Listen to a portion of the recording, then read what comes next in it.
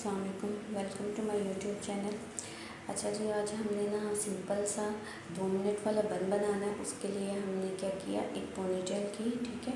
Ponytail करने के बाद नीचे से हमने अपने फिंगर की मदद से एक होल किया, उसमें से अपने जो बॉल हैं ऑल ओवर जितने भी हैं वो सारे उसके अंदर से हमने गुजार लिए, ठीक है।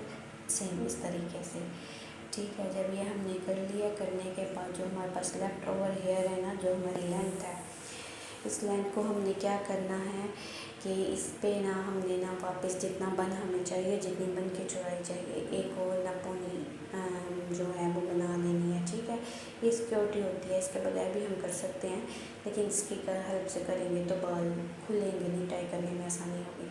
फिर इसे इनसाइड हमने इस तरह से पिन कर देनी है और बाद में किसी भी फ्लावर या ऐसे जो भी आप लगाना चाहते हैं, ब्रोच वगैरह, उससे लगा कर अपने बालों को सेट कर सकते हैं। Thank you for watching.